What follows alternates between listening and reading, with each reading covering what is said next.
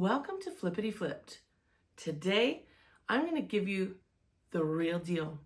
I am going to talk numbers, I'm going to give you stats, and I'm going to tell you exactly how I built an eBay business in 4 months. Yes, that's 120 days, give or take a day or two, and how I did that. So let's get right into it.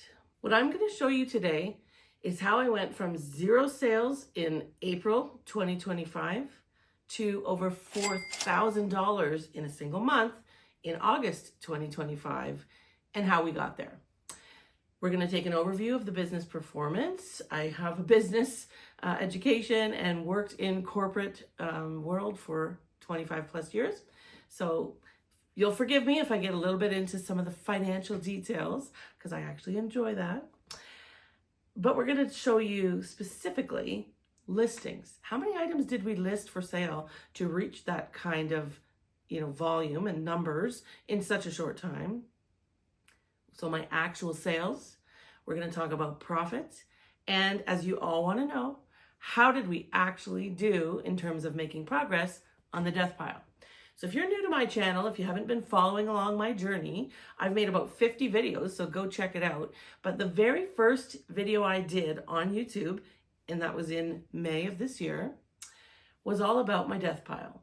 So coming clean, getting real about how many items I had sitting in a storage unit that I've happily thrifted and had an absolute whale of a time buying, and wasn't even taking the necessary steps to even try to sell them. So I'll put a link to that video up here if you want to check it out. But this is the story of how we got from there to selling over $4,000 in a single month. Let's get into it. The first metric I want to talk about, and you'll see I've got these nice little graphics that I made up, is eBay listings. So what this means, if that's not something you're familiar with, is how many individual items do I have listed for sale on eBay. Now, I do sell on other platforms as well. I was originally putting everything I was doing on 3 platforms. eBay, and that's the ebay.ca, that's the Canada eBay site. However, selling to US buyers as well. Poshmark, which is only Canada. I did not want to set up a Poshmark Canada and a Poshmark US site. So Poshmark is limited to Canada. And Facebook Marketplace is, of course, local. But what happened this summer when I decided to get serious was focusing only on eBay. Let's throw up the first graphic. In April, you can see we had a total of 184 listings. So this is everything I had done in the first 18 months, most of which had never sold. So just sitting there, stale listings, and a few that Nathan maybe did in the last couple of days of the month. So this is basically our starting point, is an eBay store with 184 primarily stale dated old listings. Cut to May. So the first month that Nathan was here, we increased that number to 537 items listed. Move into June, we're now up to 858 items. July crossed a big milestone here, exceeding 1,000 listings in my eBay store. And you can see 1,141 listings.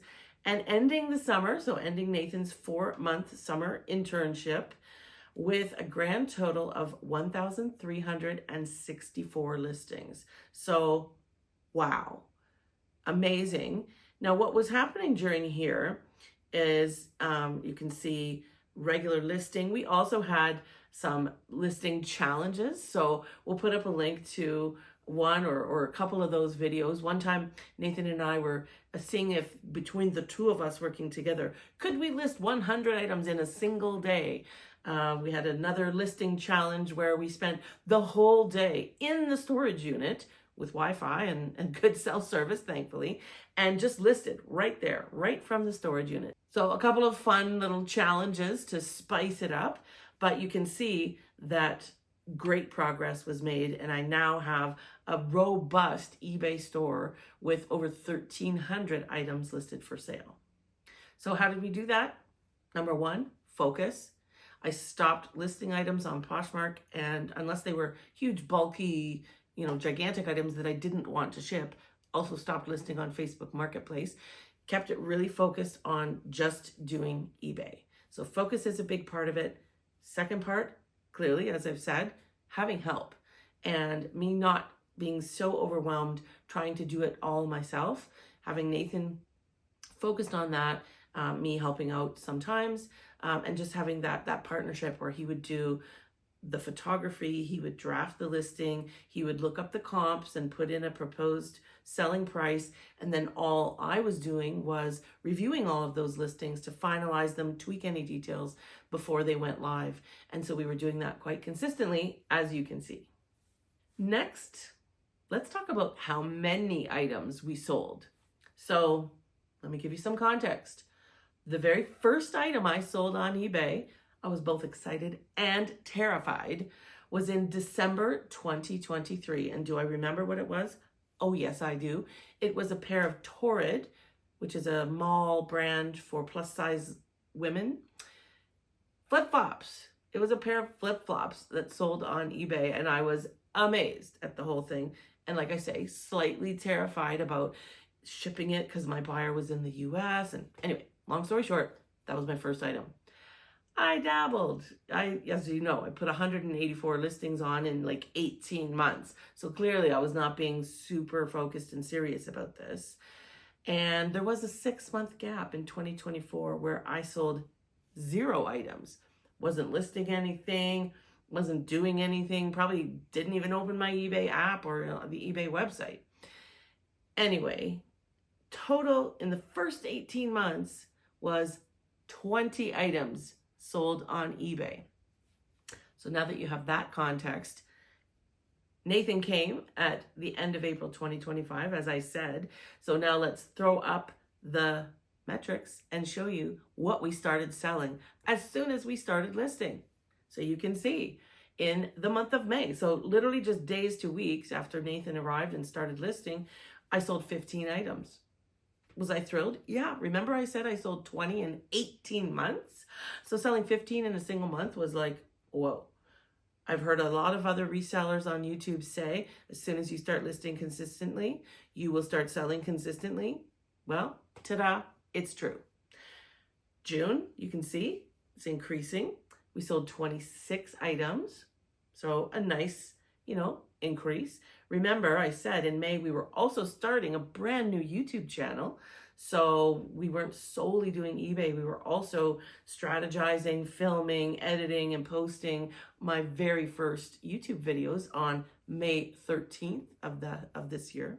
So a lot going on. Still sold 26 items. July, we're up to now 31 items in a month. And then check out August. So the momentum is going. August is when things start to pick up. You may, if you watch other resellers, you may have heard them talk about the summer slowdown. And yet, look, we were still selling, we were still growing. And then in August, took off 56 items. So from the month of May to the month of August, that is a 253% increase in the number of items sold. So, wow. Now, again, remember on that last graphic, that was because over that same period of time, we increased the number of items listed for sale on the eBay store by just under 1,200 items. So starting to pay off, right? And the other thing we were doing, like I said, was consistency. So the lesson learned here is consistently. We were regularly, I would say not perfect, but close, listing anywhere from 10 to 20 items a day. So we set that metric. Nathan was getting it done during the week, and I was scheduling them out to come out on a daily basis. All right. Now, I've told you how many items we listed. I've told you how many items we sold. You are probably curious, and especially if you've watched my most recent video, I'll put a link up here, where I talked about my top 10 high profit thrift sales over the summer. So this same period of time. Let's just give it to you. Let's put the numbers up here. So this is the monthly eBay sales numbers. Now, I just want to be clear. The sales number, when I'm reporting it here, the way eBay reports it to me, is the purchase price plus the shipping that the buyer paid. Now, of course, out of that, that's not all profit. I have to purchase a shipping label to actually send the item. I have eBay fees, and that's usually in the 12, 13%, depends if I, which I do, promote most of my items. There might be another 5% in there. So probably I would say somewhere in the range of 15 to 18%, probably, eBay fees coming out of these numbers. That's how you get profit. Anyway, I digress. Let's just jump into talking about these numbers. In May, okay, so remember, I told you I only sold 20 items in 18 months. Well, let me put that into context for you. Those 20 items that sold on eBay in my first 18 months, i.e. before Nathan arrived, generated $1,300 in total eBay sales. When you average that out, that's an average of $73 per month. So compare that to the numbers you're seeing here. In May, again, just starting out, Nathan only arrived at the very end of April, we already sold $1,062. Was I happy to already be over 1,000? You bet. You bet.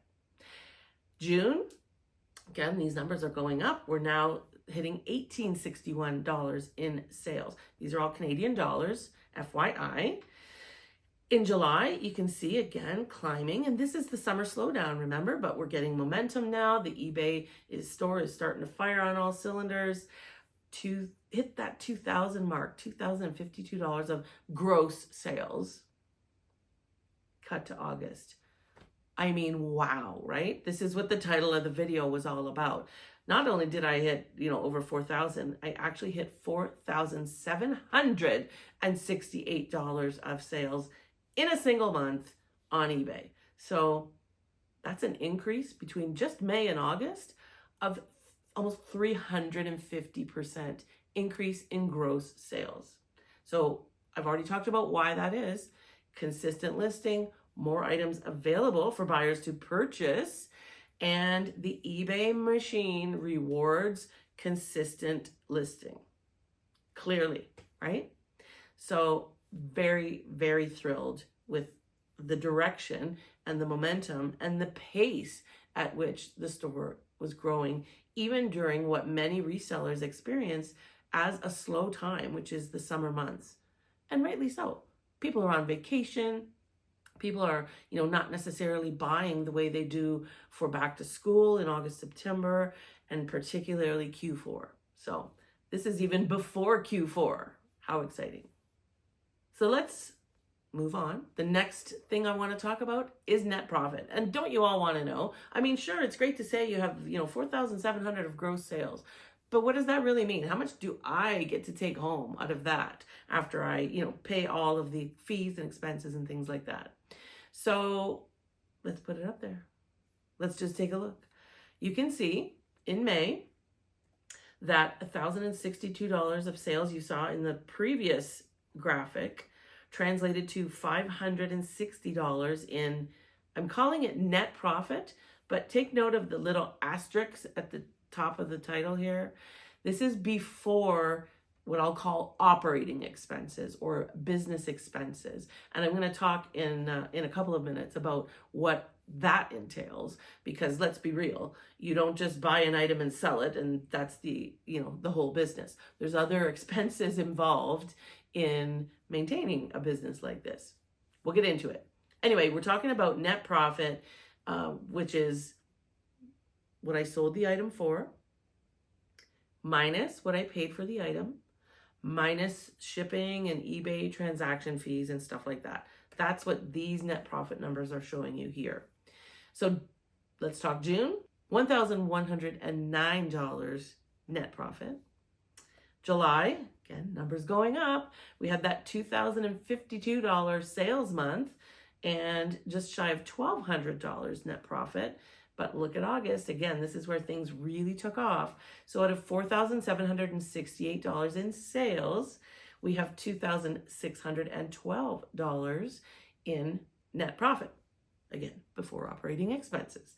So you're seeing very similar growth of 366% in these net profit numbers between May and August. Again, that's only 120 days, 4 months. So yes, I was very happy with that. If you add up these 4 months, that's $5,458 over this period. Now, of course, I'm talking all about the growth and the momentum, and we're moving into, a very busy sales period in Q4. So let's just say that that final month of August, if we kept at that pace, if we just maintained that, what would that look like on an annual basis? Well, that would be around $31,000 net profit before expenses in a year. Now, what do I think? I actually think it would be better than that.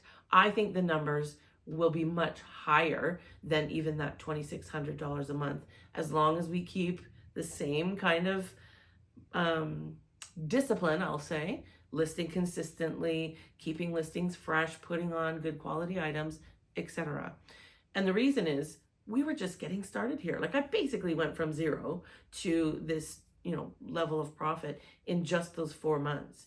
There's momentum, there's the eBay is starting to reward you during this period, actually shortly after this. So between the end of August and when I'm filming this, I actually got upgraded to top seller status on eBay, which, means I am getting good feedback consistently. I'm shipping my items on time, no complaints, no issues. So top tier selling status, which then puts my items even higher up on search. So another reason I think the numbers will get even better. And, I think what do we have to do? We have to keep moving forward consistently, focus on, opportunities. So I think, again, moving forward, I can have a strong Q4. It's usually for most resellers, the strongest selling months, October, November, December. And I can also focus on even listing more high profit items. With Nathan here, again, there was some learning curve, and I was busy building a YouTube channel and filming videos and doing other things. So I basically gave Nathan pretty much free reign to list whatever he wanted. I wanted him to enjoy what he was doing this summer. And, let's face it, he was an 18-year-old university student. Do you think he was like super interested in listing women's fashion and, all handbags and things that he basically doesn't know a whole lot about? So, there's definitely a good mix, I will say, of lower potential profit, like, stuffies, toys, knickknacks for around the house. But I just kind of let him run with it, do what was interesting. And then also a mix of some of the things I really wanted to see listed: home decor items, women's and men's belts and handbags and, all kinds of things. So with me at the reins, I could definitely be whittling down through that storage unit of death pile items and focusing on listing things that have a potentially even higher profit. So that was a kind of long-winded way to say, I think that these numbers will continue to grow even higher. So still staying with the theme of profit, I want to show now the average net profit per item sold. So this is a really important metric for most, if not all, resellers. It is a lot of work. I mean, the thrifting videos make it look like fun, and that part is fun. But there's a lot of just discipline and behind the scenes and, just more menial, repetitive tasks that have to be done in order to sell on eBay.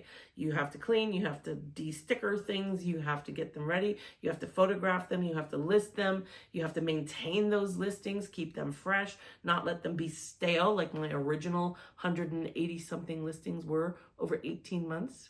So average profit per item is really important.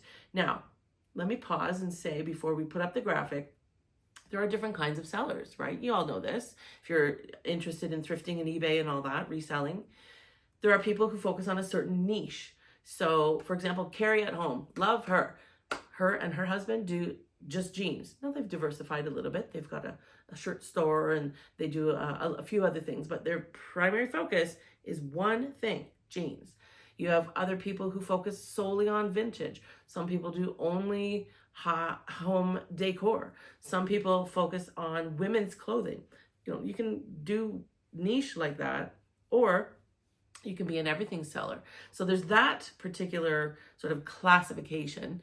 There's also those who focus on fewer sales but higher ticket items, higher selling price items, versus there are sellers who focus on what we call bread and butter. So those are not the big banger exciting sales like I had in my last video that are going to bring a huge profit on a single item, but they're regular sellers, stuff that just sells quickly and they get their $10, $15, maybe $20 out of it and move on. And they're doing volume. So volume sellers with a lot of bread and butter items. What am I? I don't know, all of the above. I call myself an everything seller, which means I don't care what category it's in. If it will make money, I'm happy to sell it. That said, I do like to focus on higher ticket items because, again, coming from a business background, I'm not looking to spend a ton of time to make $5 if I can spend the same amount of time and make $25 as an example. So with all of that said, let's throw up the graphic. This is the average net profit per item, again, before all the business operating expenses, but this is what I sold the item for minus the shipping cost, the eBay fees, and the cost of goods sold. So you can see it's fairly consistent. When I, talk about having an average profit per item of around $40, it's not a fluke. It wasn't one good month. It wasn't skewed by, one huge item. Well, it was in August, but anyway, you can see $37, $42, $38, $49. It's all up there. I think, having watched hundreds, if not thousands of hours of reseller videos myself on YouTube, and I love all those people who are doing this out there, I think 40 is a fairly desirable average profit per item. So I am super, super pleased. Now, you might be asking, you might be a little suspicious and say, yeah, but you were just starting out. You were cherry picking all the good stuff out of your death pile and listing that. Well, as I've said in the previous slide, I was letting Nathan choose whatever he wanted to list. We were listing stuff for $10, 15, 20, 25. I mean, trying to, not have all that, have a lot of higher listing price items as well. But it's not cherry picking. This is like, here's a bin of belts, list them. Here's a bin of shoes, list them. Here's a bin of purses, list these. It was a whole mix of things. And I have tons more of it still in my death pile. So it's not like we cherry picked all the good stuff. That's why it's $40 average per item. No, I have more of the same ready to be listed on eBay out of my death pile. So the other thing that is a real factor, and I acknowledge this and I want to make you all aware of this, is I'm able to achieve this very solid metric because I have very good sourcing opportunities here in Calgary, Alberta, Canada. I have the Goodwill bins. There are only 4 Goodwill bins in all of Canada, and I have one 25 minutes from my house. I actually have another one up in Edmonton, Alberta, which is about a 3-hour drive. So if I really wanted to, I could go there. Why? When mine is so awesome. And if you did not see, if you're still here and you did not see my Goodwill bins behind the scenes tour video, I'm going to link it right here because I guarantee you have never seen a Goodwill bins behind the scenes tour like this.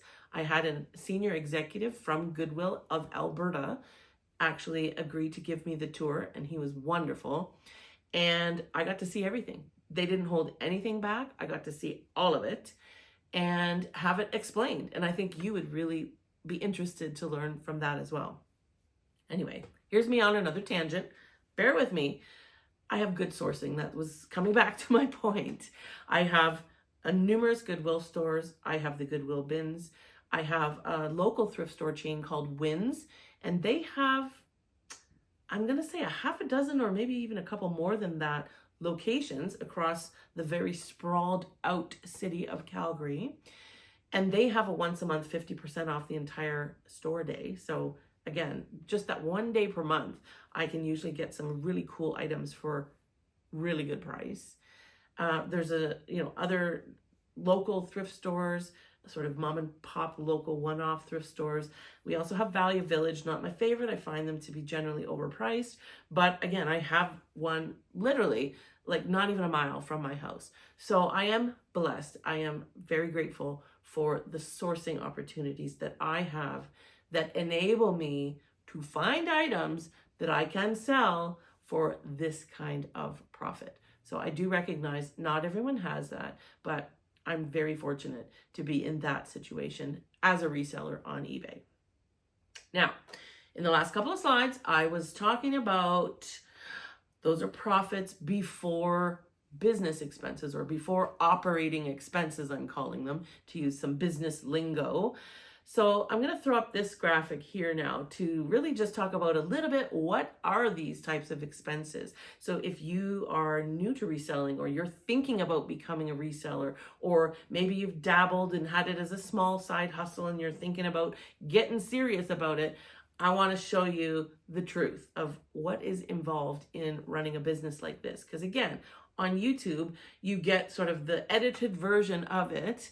I'm going to just lay these out for you. So some of these are one time, like for example, on the second row, you see only in the month of May, legal expenses. Well, I actually, with Nathan coming, having a full-time employee and sort of looking to scale this business up to something much larger, I felt that it was appropriate to incorporate my business. So Flippity Flipped Inc. is an actual corporation in the province of Alberta in Canada. So you need a lawyer, pretty much, if you want to make sure that that's all done right. And quite frankly, I didn't want to invest my own time to try to figure out how to do it myself. So legal fees, that's one thing that, you could incur as a business expense.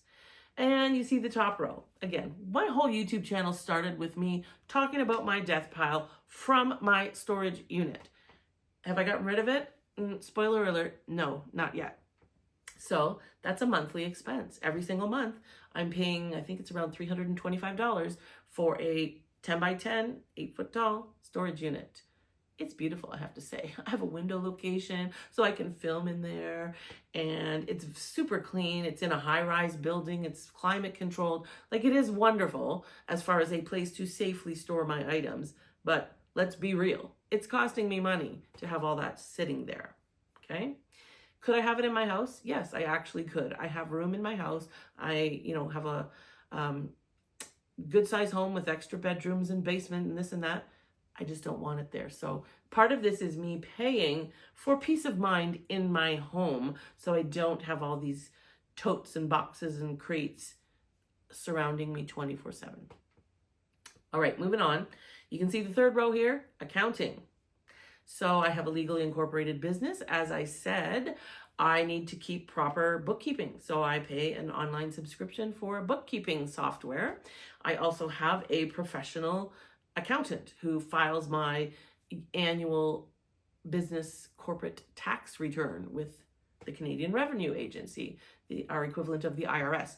So that is definitely an expense.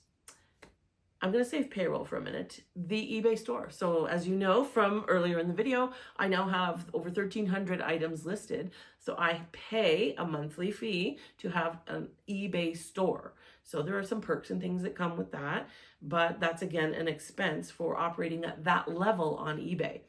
Don't quote me, but I think you can have up to 250 items without paying anything, like for free on eBay. So again, if you want to be a smaller seller, or if you want to focus on items that have very fast sell-through rates so you don't accumulate the number like I have, then maybe you don't have to pay this, but I do. There's different levels. I'm at the lowest level currently, but I need to assess that because over 1,000 items, I'm getting charged every single month, like 21 cents or something for every item over 1,000. So that is something I need to revisit. And then let's talk about payroll. So I was doing this myself for 18 months. Well, how was that going? I listed 184 things in 18 months and I sold 20 items. So I would say not well. In my case, I'm retired from my corporate career. I was just not focusing on it. I was focusing a lot on the thrifting, not so much focusing on the selling part of the business. So having Nathan here, paying him full time for 4 months, obviously was a very large expense. And let's call it, well, the way I see it, an investment in building the business to scale. He did so much, and like I say, not just eBay, listing, photographing, cleaning, shipping, all of it, helping with inventory, getting that organized, and so many things. He also helped me build this YouTube channel. So wouldn't have been able to do it without him. But, having a full-time employee obviously comes at a cost. So that is not something that is going to continue past August, but it's a reality. So when my corporate tax return gets done, that is definitely in the profit and loss statement as a very significant business expense. So all of that to say, the payroll was huge. That's not something that everyone would have. But if you're looking for help outside of maybe your family members who you can get to help you out, if you're paying someone, then you need to really take that into account as an expense that's going to come out of that, sort of those profit numbers I was just showing you earlier. So with all of that, drum roll, Nathan, insert a drum roll here, please. All of you have been asking for, and rightly so, an update on the death pile. As I said, that's where this YouTube channel started. We've done sort of progress videos, and again, if you haven't watched some of those, we'll link some of that up here. But without further ado, let's throw up the last graphic for this video today. I started April 2025 when Nathan arrived with 3,475 items in my death pile. Again, definition of death pile, items that have been purchased for resale but are not yet listed for sale. Okay? This is not a business model that anyone should follow, in my opinion. Where did we end? You can see on the screen at August 2025, end of August, when Nathan left, my death pile was sitting at 2,432 items. Yes, it kind of aligns, as you can figure out, with the increase in listings on the eBay store, right? Now, I've said on the bottom here, that is a reduction of 1,043 items on a net basis. What do I mean by that? Well, we had the stuff that I had already acquired when Nathan arrived, 3,475. However, as we got to going in the summer, there were piles around my house, out in my garage, that had not even been cataloged in my spreadsheet as death pile items. So that number went up before it actually started coming down. I'll link a video here where we talk about the house piles, as I called them, and actually finally getting that spreadsheet up to date. No more items that haven't been accounted for. So that number went up. Plus, check out my channel. I have 50 videos, and yes, I'm thrifting in quite a few of those. So I was acquiring, albeit at a much slower rate, I was still acquiring new items. And, because I love thrifting, because I wanted to make thrift with me videos. So again, the number went up because counting the house piles, the number went up again a little bit here and there throughout the summer as I was purchasing items. And then of course it went down by all the items that got listed. And of course, a number of those got sold. So that's why I'm saying the net reduction at the end of August was 1,043 items. So taking into account all the things we acquired, all the things I cataloged that weren't even in the first number, it's an amazing, amazing productive summer. So with all of that said, what do you think? I really want to know what you think of what Nathan and I accomplished together this summer. I am personally super proud of everything we did. I'm proud of how we stayed focused, we got disciplined.